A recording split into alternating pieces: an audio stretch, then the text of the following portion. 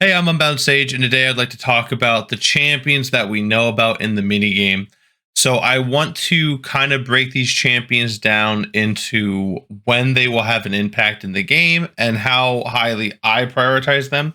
This is not a tier list. I will not be tiering who I think is the strongest and weakness.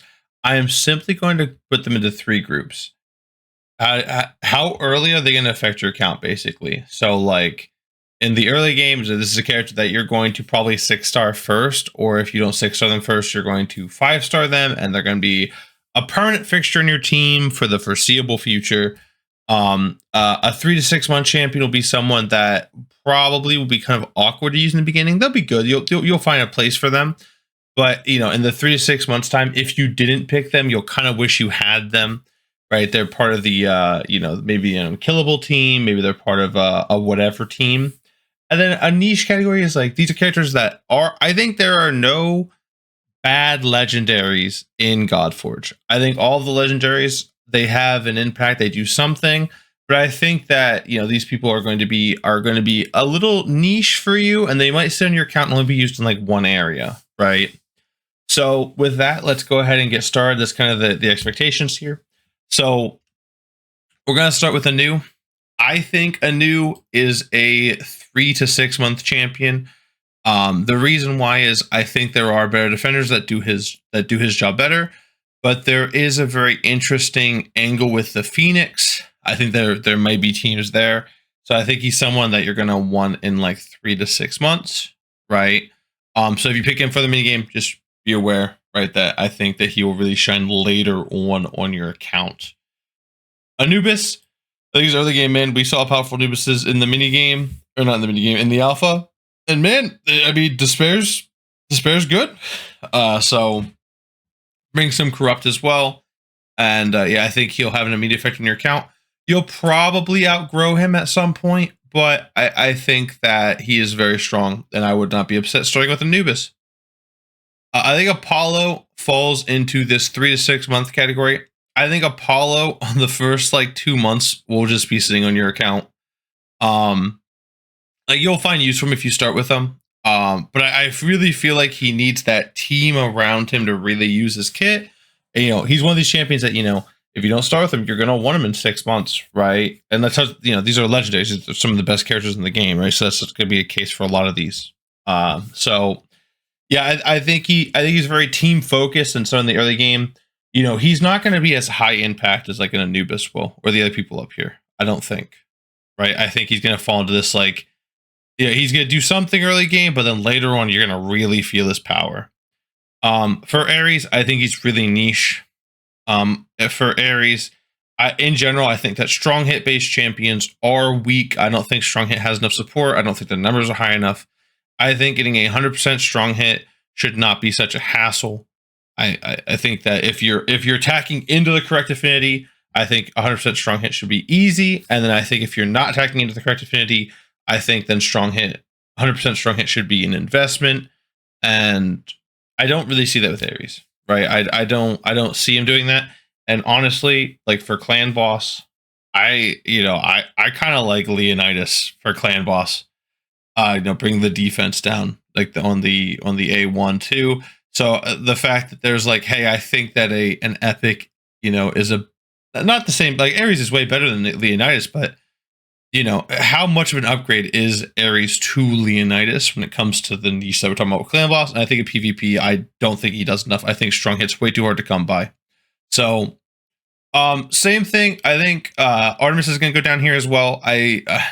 We don't know. I think Artemis is really lacking because we don't know the basic of Artemis, but the core and ultimate was not impressive to me. She does damage, but it's not enough for me, right? Honestly.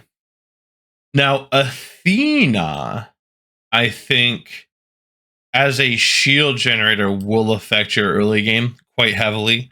Obviously, we don't know the basic of Athena, but I mean, a shield and defense up is good, and then a decent hit is good, and then the passive being Petrify. I think you will feel Athena's impact in the early game, and she'll hover on your account, and you'll like her for a long time, right? Sizzin, is definitely this early game champ does a huge AoE smacks. You're gonna feel it from day one, and then I think later on your account, put a stun set on Sizzon, right? Put a stun set on Sizzon, and then just you can slowly ride out harder content that maybe you can't nuke down, but you just stun it and put dots on it. So just really tanky accuracy stun set, and so that's one way you can use Sizzon later on. But early game, the nukage is going to be incredible as well. So I think building nuker Sizzon early on with a pivot into this like tankier stun set Sizzon is an option, or just keep him a nuker or whatever. So Drac is hard. I think he'll shine most in the 3 to 6 month when you're actually threatening big ultimate damage. So I think I'm going to put him here. I think that he is good early. Like, he's one of the champions you probably will 6-star pretty early. But I think he'll really shine in this 3 to 6 months range when you have the gear to kind of give him all this. He's very stat hungry. So when you can give him all the stats he wants, I think he's really going to shine then.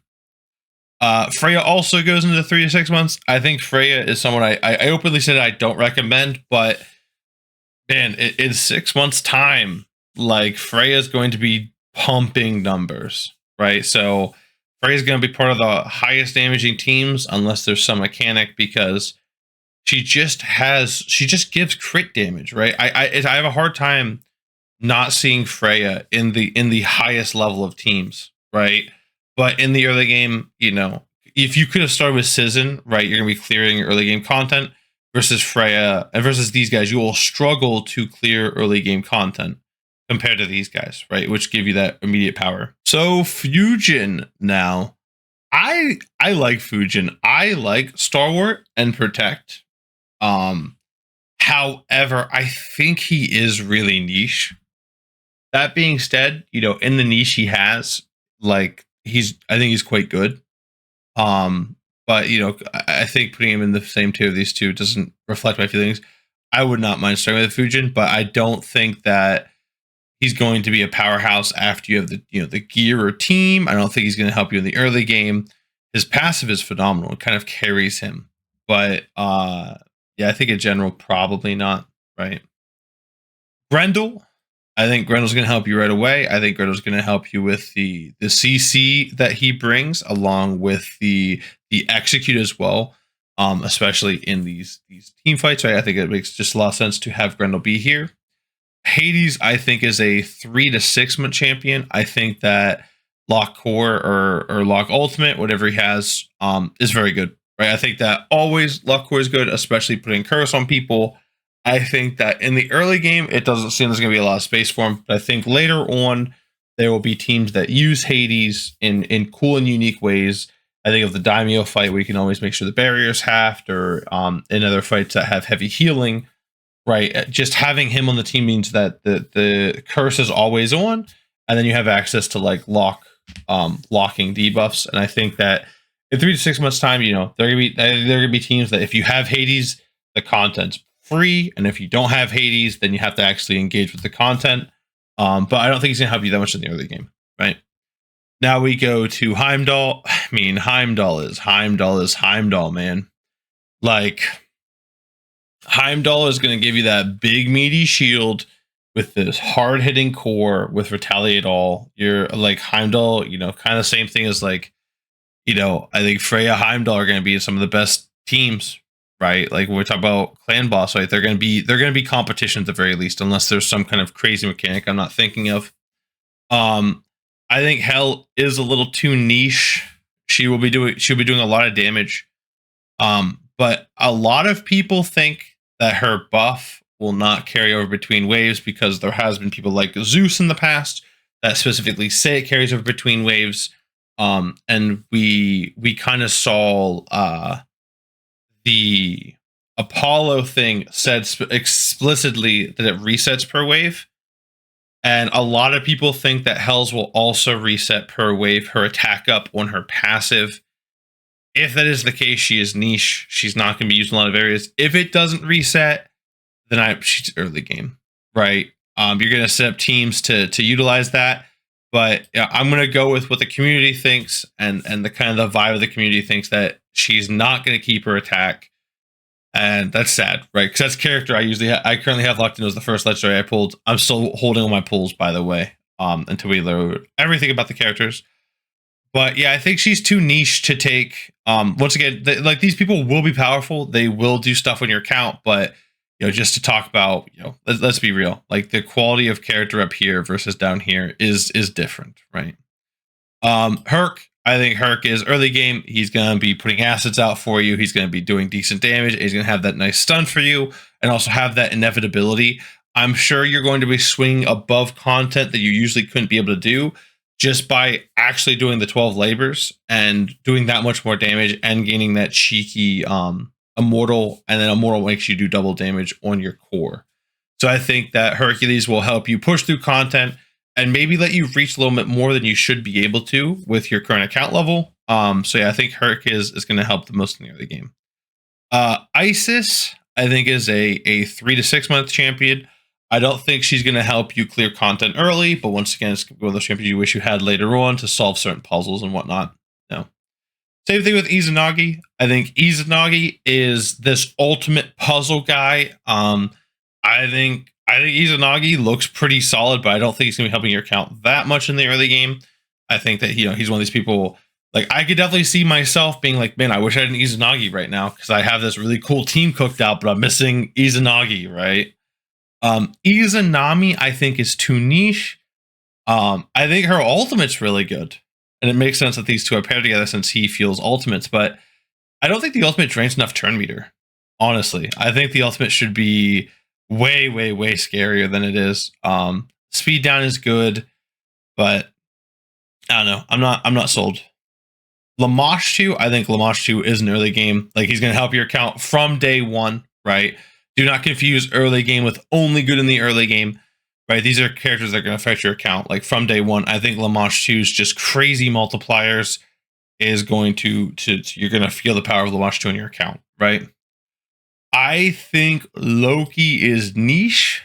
I think that he carries the worst debuff or the worst disable for a disruptor. I don't think he brings enough to the table to make me want to take him over other disruptors, even over like Grendel. Honestly, I want my CC to be CC and I want my damage up to be damage up.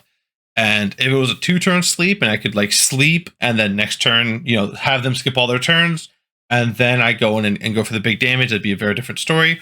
But for a 1-turn sleep, I think Loki's a little too niche. I think he will be good in his niche, by the way, compared to the other people on the niche side. I think that teams that can utilize Loki will utilize him very, very well.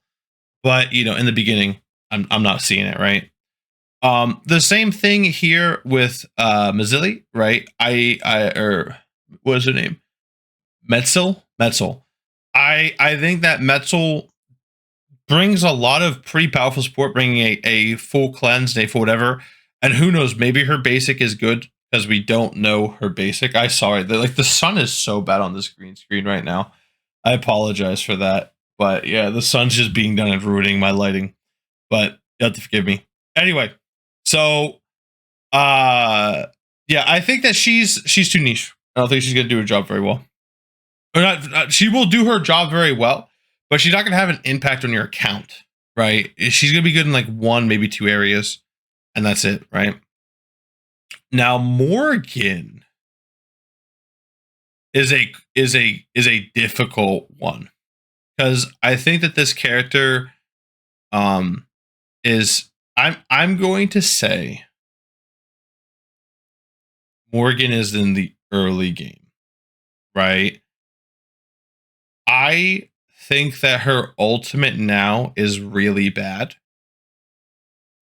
But I think that the rest of her kit is really good. And I have faith, and everyone's echoing that they do not like the ultimate on Morgan, or Morgan Le Fay. And so I have faith that Fateless will find the right way to deal with that. I'm okay with stripping debuffs, but I don't think this character should be gaining power by like I don't want a big smack, right? That's like kind of like Dracula's thing. That could be Achilles' thing. If we don't go for the extension route with this ultimate, right? Which I think we should maybe, like have her extend it or whatever. I think that if we're moving it, I want something spicy. And I want something kind of unique, maybe not just straight damage. Maybe, reduce the targets. I don't even want defense, right? Because she's bypassing defense with her dots. It's very tricky to, maybe make them take permanently more damage, like 1% more damage for every debuff you remove from them, or 2% for every debuff you remove from them. Because right now you're never going to click ultimate on her. And so I have faith they will find the right thing to do with her. If they don't change her, she's too niche, I think. You're not gonna be able to run her on auto teams, right? She'll just ruin the thing. But I should do it as it's written. I'm gonna put her in niche. I do like her a lot though, right? And once again, too, like I'd say these last 4, I wouldn't mind having on the account, but to take into your opening account in the mini game, I think that these might be too niche, right? I think Mulan comes down here as well. I think that Mulan, I think any strong hit champion, there is not enough strong hit support in the game, or rather, the strong hit support is too weak. I think Pazuzu is going to give you good stuff in the early game. I think an AoE corrupt is going to be better than it sounds. And I think that his ultimate is going to be a very good acid and vulnerability stuff. I think he will fall very, very hard. And I think of the tower, maybe he's niche. I would put him in niche. In the Tower of Order, this guy goes crazy, right? We don't know his basic again too, so maybe that's going to be the game changer for this stuff. But yeah, Haroon, I think Haroon you're going to find early game viable right away. He does good damage. He does so much damage. I thought he was a Slayer, but he's actually a Disruptor. So and yeah, I think he's going to be very early game viable. All right, boom. Same thing with Ketz. Ketz Qual is gonna be your speed lead, and he's gonna be your speed lead forever, and he does a very good job. And you're gonna play with Ketz. You're like, wow, Ketz is so great. Cool. Yeah. I mean, and just like getting the stray strong hits for Petrify is gonna feel super good as well. So Quetzalcoatl, you're gonna play with him. You're like, yep, Quetzalcoatl is cool, right? Raijin's right here as well. I think you're gonna even, there's been talk in the Discord about how high is his basic gonna be, because if you can hit a boss really hard, it'd be good. I want him to I want 300 per hit. I want 900 on a single target, man. I doubt they'll do that, but regardless, bringing the defense down in Hex along with the random stray hits with his passive, along with the ultimate, I think that he's just, you're gonna get Raijin, and then like a year from now, you're going to be like, wow, I need a defense down champion. Oh, cool. Here's Raijin. Oh, right. You feel this in all the games where like you kind of putting your team together, just throwing around new content. You see to throw a team together. Like, all right, I need a defense down. I need a nuker. I need a speed lead. You're going to throw in Quetzalcoatl. You're going to throw in Raijin. You're going to throw in your damage dealer. And be like, all right, cool. Got it. Right. So I think he's going to feel good. I think Raijin's going to feel very, very good. Sorog, I think, is a character that you're going to feel the power of in the early game. He's going to let you clear content you're not supposed to clear. He's very, very defensive. And I think he's very strong because of that. I think Vivian is busted. Vivian is so stupidly strong. Just with the team attack. And then, in the late game, she's the only person that we've seen so far with buff extension. So, yeah. As for Yang Wang, I think he's going to be a 3 to 6 month character. I think that when we figure stuff out, his lock ultimate and lock passive and lock core, whatever he has some locks on his ultimate. That is going to be big, right? The same thing with he has the same line with Hades, where he brings like ramps as well. I don't think we know his passive either. I don't know off the top of my head, so maybe that's also good. But yeah, so this is kind of the viability of these characters, when they're going to be viable, like when you're going to feel the impact of them. I recommend all legendaries. They're all good. If you ask me which legendary to one or the other one, I'll be like, it depends what you want, man. So I mean, if you're new to these type of games, probably someone that makes your early game easier, right? I think someone that really comes to mind is like, I think Heimdall is super plug and play. I think Quetzalcoatl is super plug and play. I think that Raijin is super plug and play. I think Raijin is the character I'd recommend the most to a person that's super new to this series and like doesn't understand how stuff work. I think Raijin does a lot for you. It depends on his multipliers, of course, right? We haven't the multipliers were not released at the time of the video, but yeah, I think Heimdall and Raijin are people I'd recommend to new people. Same thing with like Hercules as well. Their kits just kind of make sense and do what they need to do. And then everyone else, like down here, I think these characters are particularly strong. I don't like the inconsistencies on Yan Wang, but I think everyone else is pretty strong, and it's gonna be something you pick them, and then in 6 months' time and 3 months' time, you're like, wow, my account is finally ready for this like centerpiece, right? And then the niche people, they're still better than epics, right? They're still better than rares. They're just not quite as, I'd say, robust and uniformly useful as the other legendaries. So yeah, with that, I'll see you guys the next time and take care. Make sure you like and subscribe and let me know what you think down below. Bye.